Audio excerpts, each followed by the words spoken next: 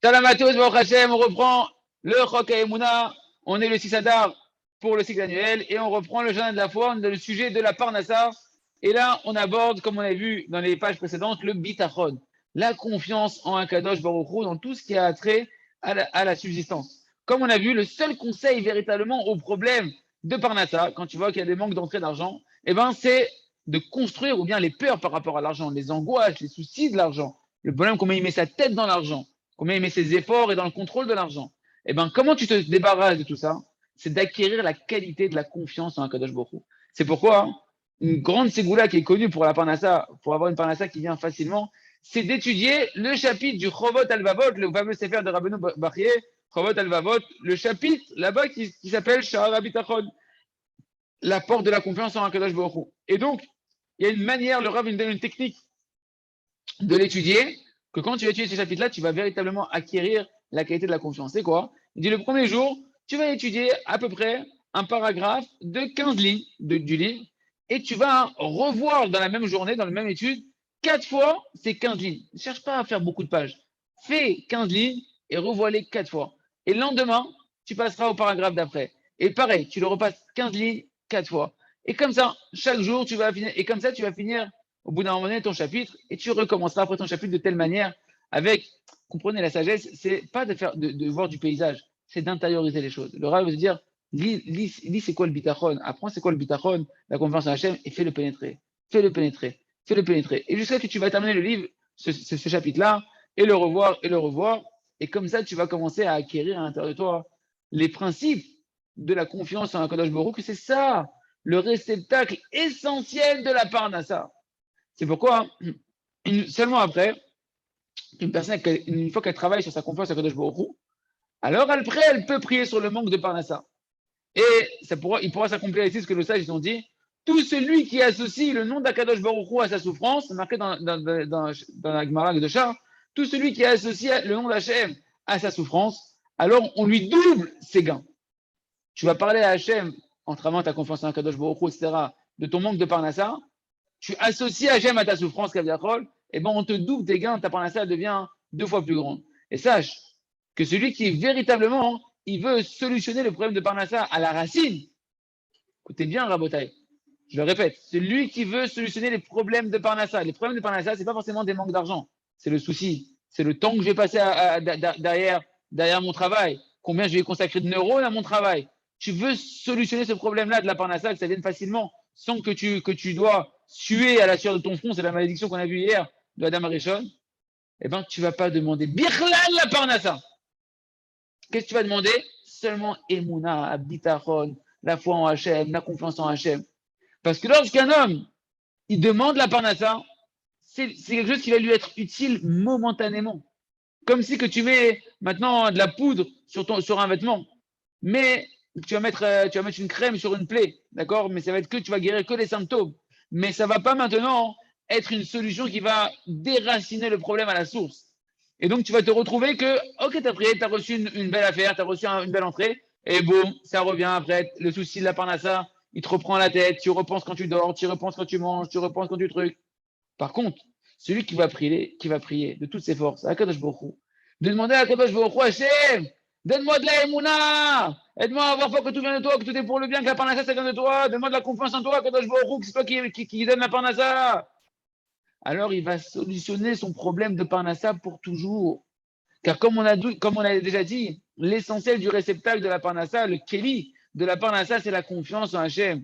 Et si tu mériteras d'avoir une véritable émouna, et c'est un vrai travail, une véritable confiance en Kadosh Baruch Hu, tu auras créé un réceptacle que ta parnassa, elle va être facile durant tous les jours de ta vie et tu vas plus t'en soucier. Et l'essentiel, c'est que dans ta tête, tu vas pas être en souci de la parnassa, tu vas pouvoir étudier, tu vas pouvoir t'occuper de ce que tu as à t'occuper sans être en train de penser, ouais, la parnassa, la parnassa, la parnassa, la parnassa.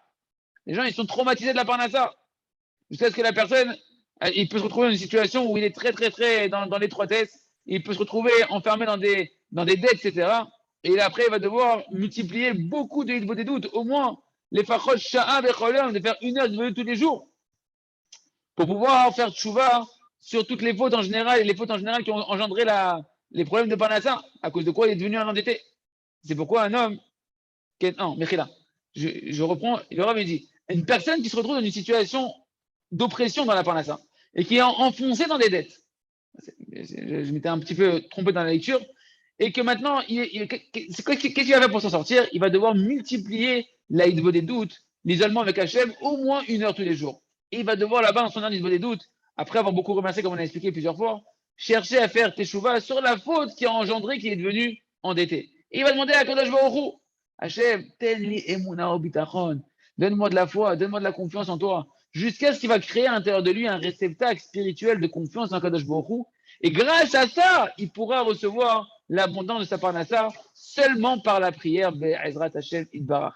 On continue avec, Rabotai, c'est des yesodot très, très, très forts. Je vous conseille de bien réécouter, de bien approfondir et de travailler ça dans la prière et vous verrez que ça vous enlève 80% de souffrance dans votre vie, que les gens ils courent 80% de leur temps derrière la parnassa de leur vie.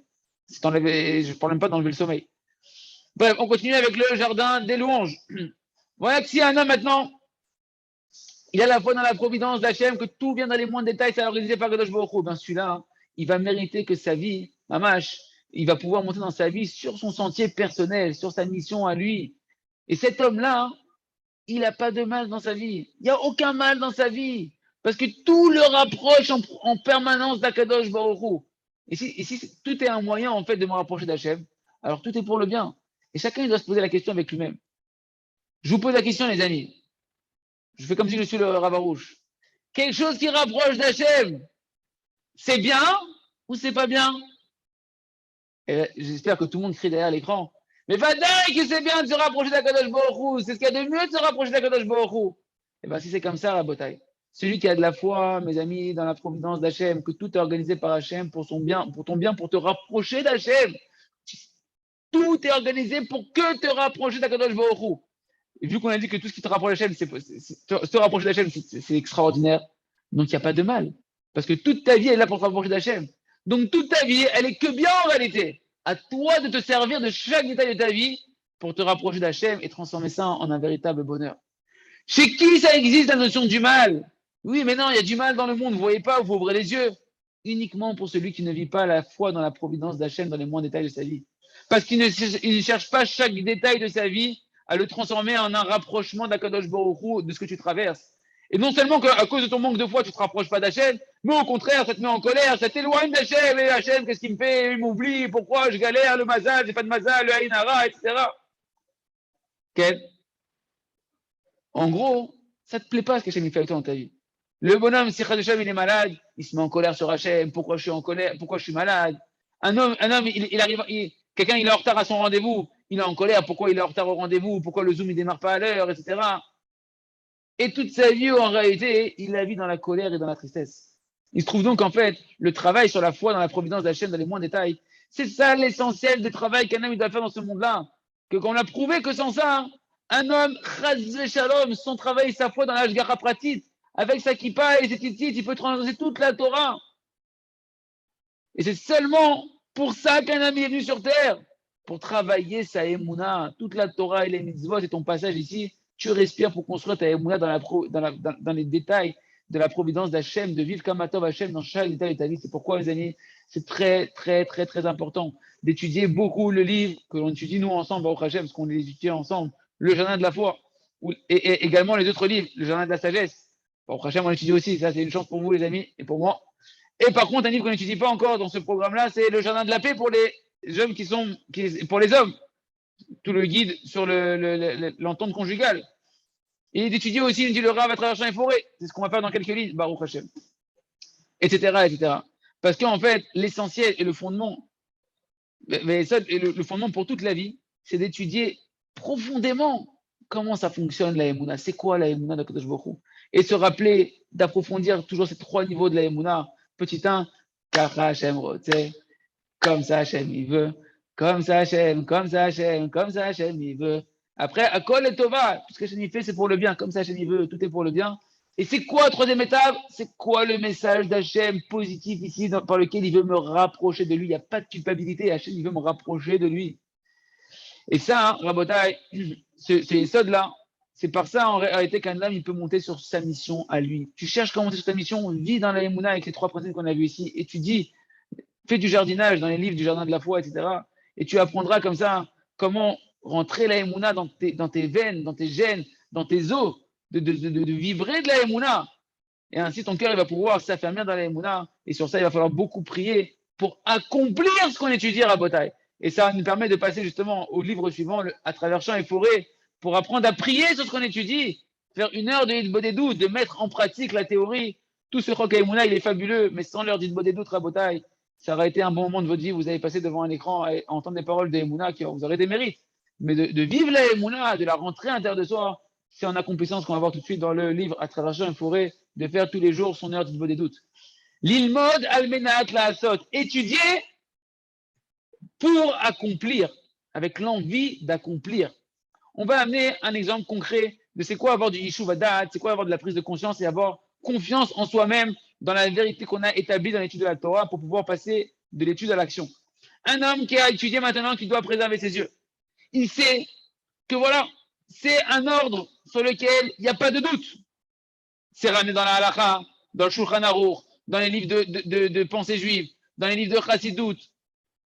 Et il se peut même qu'un homme il a écouté des cours qui l'ont réveillé, des livres qui l'ont réveillé sur le sujet, que c'est pas possible de préserver ses yeux sans les fermer, et qu'il a entendu qu'il n'y a pas d'autre conseil au final pour préserver ses yeux, si c'est de multiplier les prières et les prières et les prières, de ne pas passer un jour sans prier sur les yeux, sinon comment tu vas tenir aujourd'hui de préserver tes yeux? Pour que Hachem Yitbarach, béni soit-il, c'est lui qui va te préserver tes yeux. C'est quoi qui va te préserver tes yeux, Hachem? Qui va te donner la force de les fermer.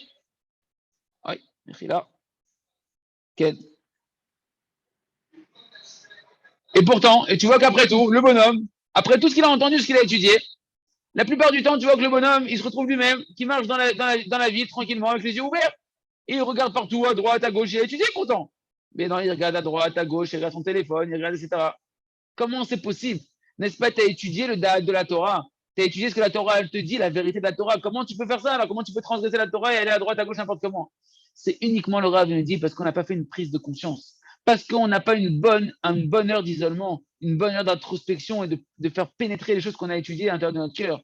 Tu n'as pas une véritable confiance en toi-même, tu n'as pas une émouna en toi-même, tu n'as pas clarifié que ce que tu as étudié, que ce que tu as entendu, c'est la vérité la plus authentique qui existe et que tu ne t'es pas du coup préparé au combat, à faire un combat sans concession, de tous les jours avoir à rendre des comptes devant un Kadosh Baruch Hu sur chaque regard interdit dans lequel j'ai trébuché. Je ne passerai pas un jour sans rendre des comptes devant Hachem d'avoir trébuché avec mes yeux. Et je ne passerai pas un jour, Hachem, sans prier sur la préservation des yeux.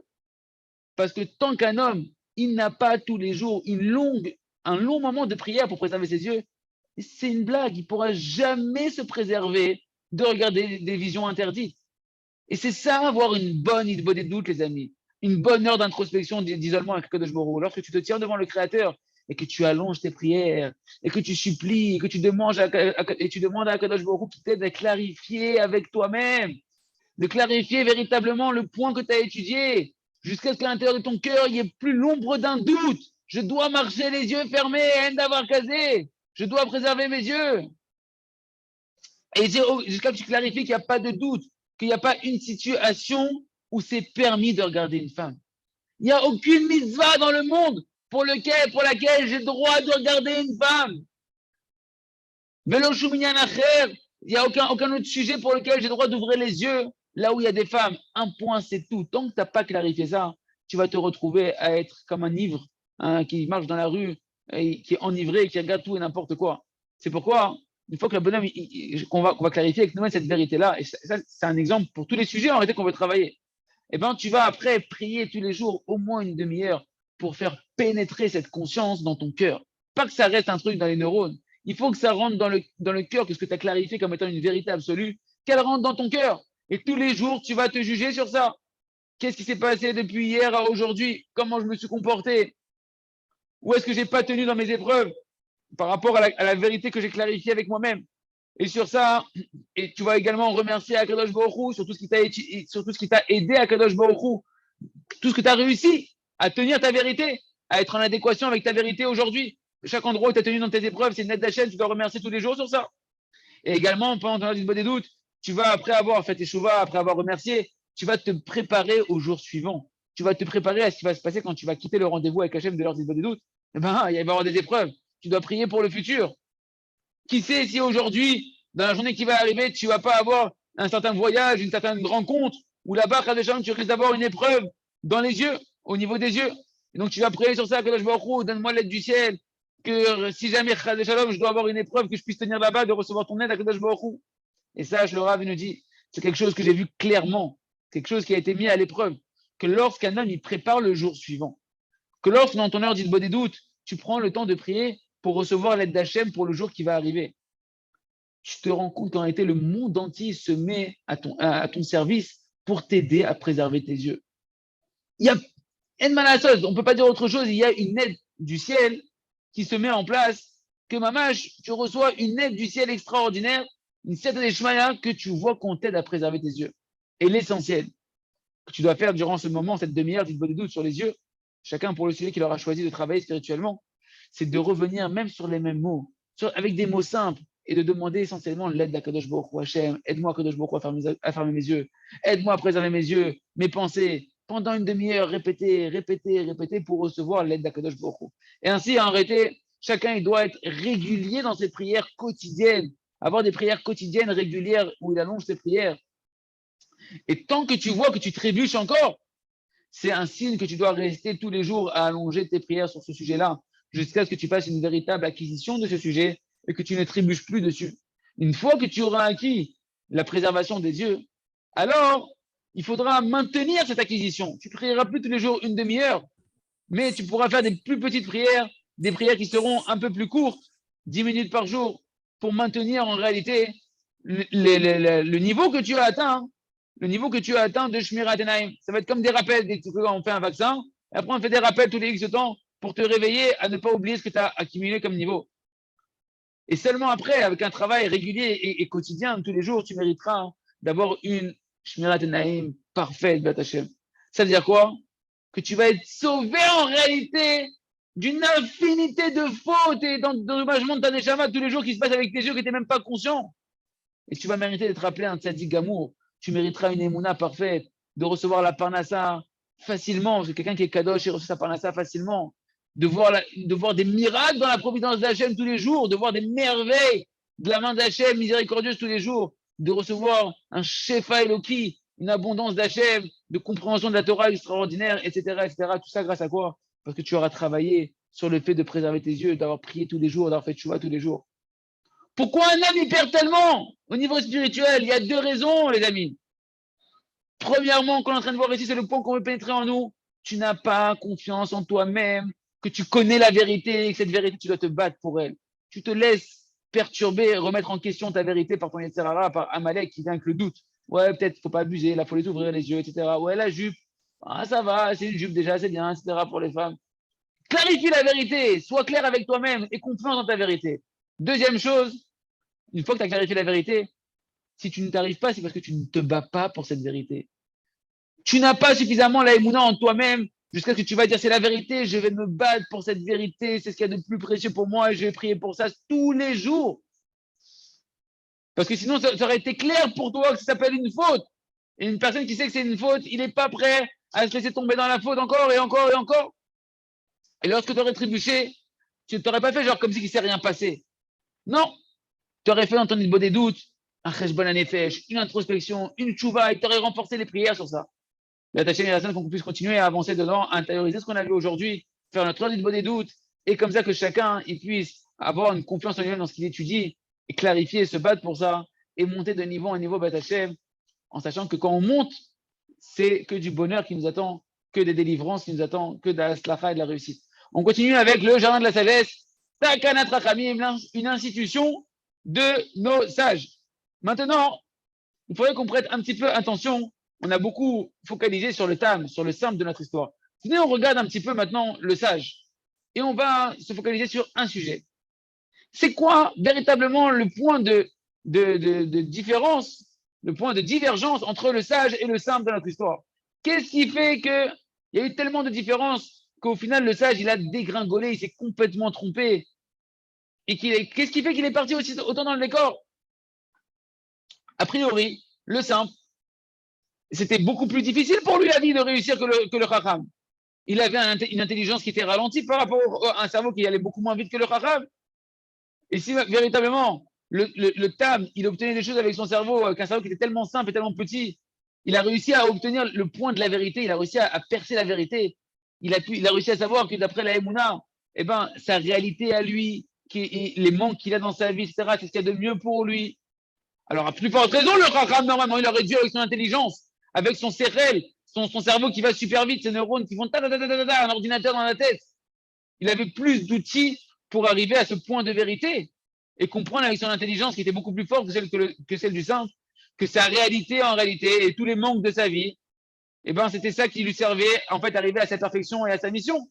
Pourquoi il n'y est pas arrivé comme le simple, alors qu'il avait des meilleurs outils, a priori, un point de départ avec des armes plus fortes que le simple pour y arriver. De là, en réalité, on voit, les amis, que l'essentiel de la chute de notre sage dans notre histoire, c'est parce qu'il est tombé de la Emouna. Il est tombé de la foi. De la foi, il est tombé. Pourquoi? Parce qu'il a pris sa réussite comme de l'orgueil. Il a pris sa réussite, toutes les réussites qu'il avait, tous les outils qu'il avait extraordinaires, il se les a appropriés. Il se trouve donc en réalité, le simple, que lui, il n'est pas tombé dans l'orgueil et dans l'hérésie. Il est resté constamment attaché à la foi, à sa réalité, sa réalité, c'est Hachem qui la fixe. C'est Hachem qui a créé toute sa réalité. Et que cette réalité, elle est merveilleuse et parfaitement adaptée à son évolution. Tandis que le sage, lui, il s'est enorgueilli de sa réussite. Il pensait, c'est moi qui crée ma réalité, mon ami. C'est moi qui gère ma vie. C'est moi qui me suis fait de mes propres mains. Ma parnassa, ma situation, c'est moi qui gère. L'intelligence, il faut les travailler, les neurones, ça se travaille, un peu d'alter intellectuel tous les jours. Et petit à petit, il a perdu tout son lien avec Hachem, que Dieu nous en préserve. Et ça, à Botaï, il faut qu'on réinsiste et revoir dessus et insister. Ce qu'on a écrit au début de ce conte, qu'est-ce qui a été, on a vu au tout début du conte, que le lecteur ne se trompe pas, que de croire que le Chacham, il n'avait pas de libre arbitre. Pas du tout. Ne crois pas que c'était décrété sur lui, miskin, qui devienne un philosophe et qui perde ce monde-là et le monde futur, ce qui est arrivé au final, qu'il a perdu ce monde-là et le monde futur. Non, il avait le libre arbitre. Il avait le libre arbitre et chacun a son libre arbitre. Et si jamais il s'était renforcé dans sa foi, il aurait pu réussir beaucoup plus que le simple. C'est dommage comme les questions qu'on a sur Yaakov et Esav. Je fais la parenthèse. Et ça, il pouvait monter à des niveaux beaucoup plus grands que Yaakov. Parce qu'au contraire, un homme qui a à la fois de la réussite et à la fois la émouna en Hachem, est-ce qu'il y a mieux que ça sur terre? Alors qu'est-ce qu'il aurait dû faire, le Chacham? Qu'est-ce qu'il aurait dû faire? Comment il aurait dû prendre sa vie pour la réussir? Le bonhomme, il est avec de la réussite. Baruch Hashem, Mazel Tov. Comment tu fais avec ces outils pour pas te dégringoler comme le Chacham et avoir une réussite encore plus grande qu'on peut imaginer qu'il a eu le Tam? La réponse est la suivante. Le Chacham, au début de son chemin, lorsqu'il était encore tout propre, qu'il avait encore des bons traits de caractère, qu'il avait des bonnes midotes, eh ben, il aurait dû prendre à ce moment-là le temps de regarder également ses propres manques qu'il a dans sa vie. Parce que chacun, c'est vrai que tu as des bonnes midotes, tu as des bons traits de caractère, tu as des atouts et des qualités que les autres n'ont pas. Mais c'est sûr que quand tu viens sur Terre, tu as aussi des manques. Même celui qui est très intelligent, il doit savoir que même dans cette intelligence, il y a une limite. Il y a des manques là-bas dans ton intelligence. Ton intelligence, elle n'est pas parfaite. C'est sûr que tu ne connais pas encore tout ce qui est dans le monde. Tu n'as pas l'intelligence qui englobe toute la sagesse du monde entier. Il y a tellement d'une infinité de détails à connaître que tu ne peux pas encore tout percevoir. Donc, apprends ton humilité là-bas. Apprends ta limite là-bas. Et dans cette intelligence, dans son intelligence qui était très rapide, il aurait dû s'en servir pour, avec des outils extraordinaires, faire une prise de conscience très profonde, avec une intelligence très profonde, de faire une bonne prise de conscience des choses avec un cerveau aussi aiguisé. Il aurait pu faire une prise de conscience des choses encore plus profondes. Et c'est ça, en fait, mes amis, nous dit le Rav chez Yirkeh, la différence entre le simple et le sage. Leur différence est dans la prise de conscience des choses. Parce que même le simple, s'il n'avait pas fait une bonne prise de conscience à chaque étape de sa vie, prendre le temps de prendre conscience des choses, de prendre du recul, eh bien lui aussi, le simple, il avait toutes les raisons de tomber dans la dépression. Il aurait pu tomber beaucoup plus de sa émouna, dans la faiblesse d'esprit. Et qui sait où est-ce qu'il aurait pu atteindre, quelle décadence aurait pu atteindre, Shalom, le simple s'il n'avait pas eu un bon Yeshua Da'at, une bonne prise de conscience.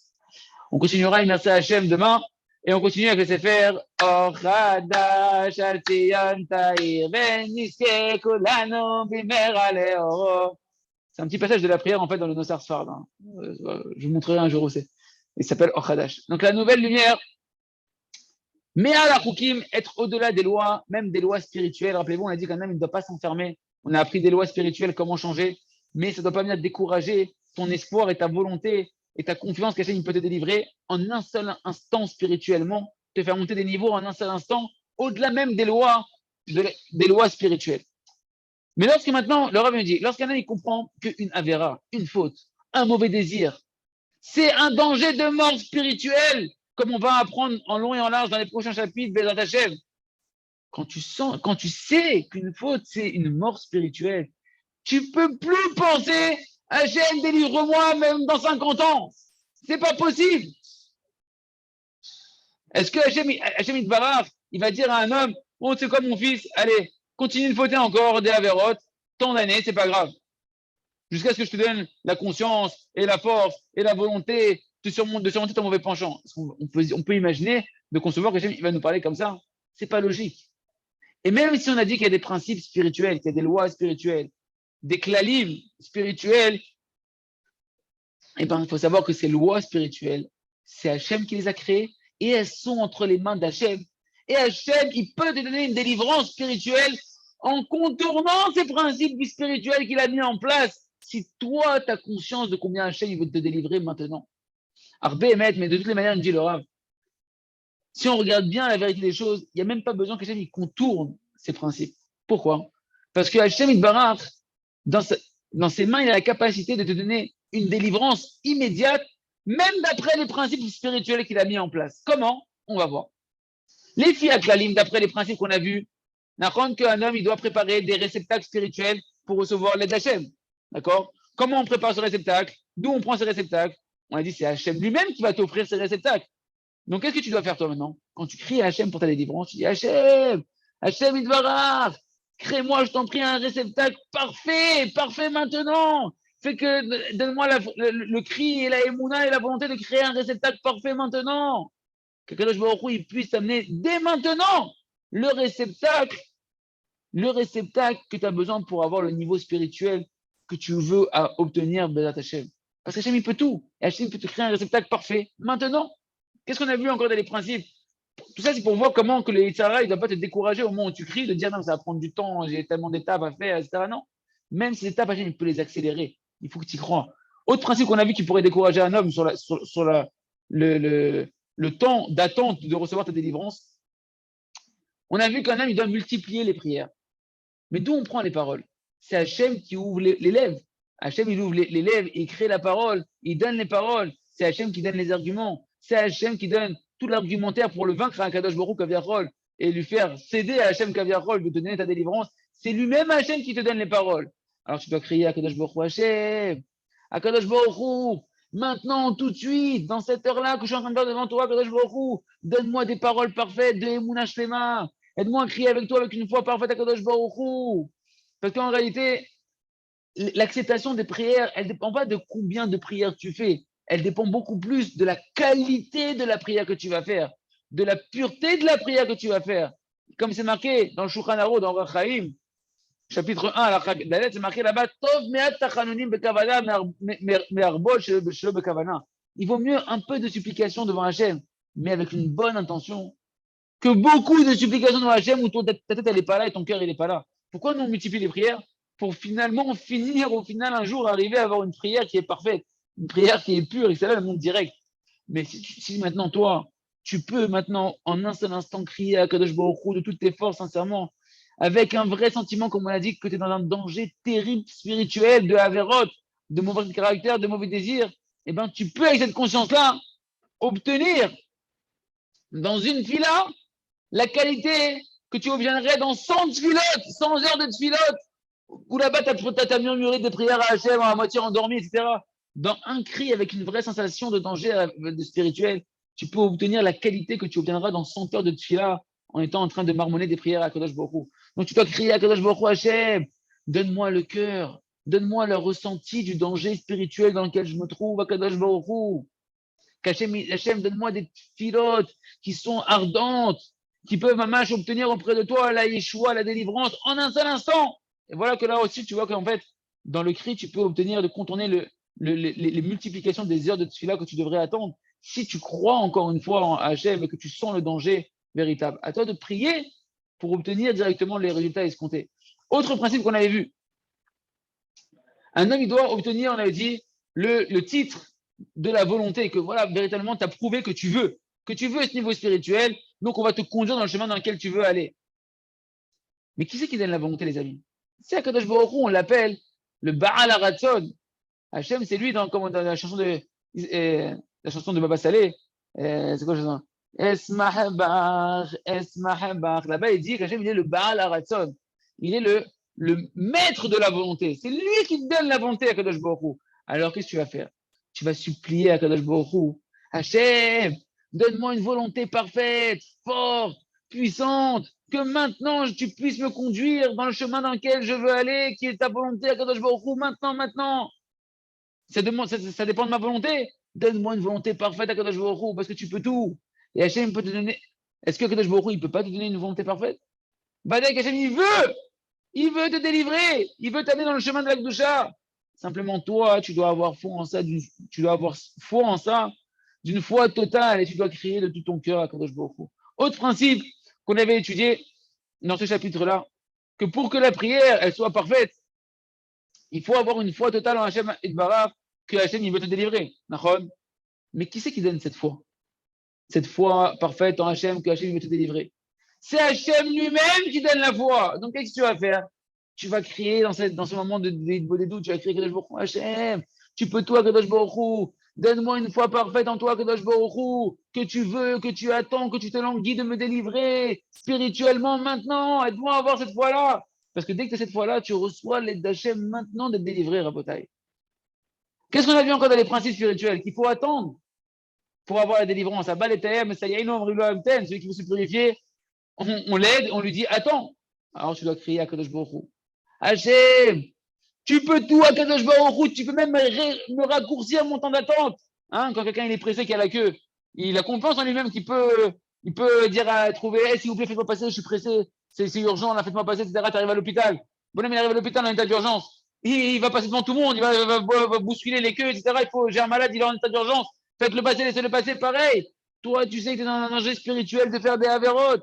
Je veux dire, à Kadosh Baruch Hu, c'est vrai, normalement, il faut attendre pour se purifier, mais Hachem, tu peux tout, raccourcir l'attente, le danger est trop grand, Kadosh Baruch Hu. Et au moment où tu cries à Kadosh Baruch Hu, le moment où tu viens et que tu cries à Kadosh Baruch Hu, tu dis, voilà Hachem, ce moment-là, dès que je crie quoi devant toi, Hachem, une demi-heure, fais que cette attente d'une demi-heure de cri que je vais faire devant toi, c'est ça l'attente que j'avais besoin. Et qu'avec cette attente-là, je sois quitte de ce principe-là de devoir attendre pour recevoir ma délivrance. Et envoie ma délivrance maintenant, Hachem, je ne veux pas mourir. Tu ne veux pas que je meure dans des avérotes. Est-ce que Chazal, quand ils ont dit la phrase dans la Gemara, celui qui vient se purifier, on lui dit d'attendre. Ils ont dit quoi? Leur kavana, c'est Abba et Iter. Celui qui veut se purifier, il va attendre, il va continuer à faire des fautes entre-temps. Est-ce que Chazal, ils t'ont dit, celui qui vient se purifier, il va attendre 50 ans, il va attendre 60 ans avant de se purifier? Attends 1 heure, 2 heures, allez, 3 heures, jusqu'à ce que tu obtiennes ta délivrance et être comme la volonté à Kadosh Baruch Hu et d'obtenir une volonté parfaite. Et comme ça, tu vas pouvoir prier à Kadosh Baruch Hu et raccourcir le temps. Raccourcir le temps, Rabota. Il faut croire qu'Hachem, il veut te délivrer maintenant. Hachem, il ne veut pas te délivrer dans 50 ans. Hachem, il ne veut pas te laisser dans des avérotes. Il ne veut pas te laisser dans des mauvais traits de caractère, dans des mauvais désirs. À nous, Béhérat Hachem, de construire cette confiance, mamage d'acier en Kadosh Baruch Hu, qui peut nous délivrer maintenant à Kadosh Baruch Hu et de travailler, de crier de plus profond de ses tripes, de plus profond de son cœur et pas avec sa gorge, avec sa émouna, de la manière, mamage, très structurée comme on l'a vu ici, et obtenir Béhérat Hachem de monter de niveau en niveau. Et mamage, liot Israéli, un juif qui monte de niveau en niveau, Chazak, ve Litrazek.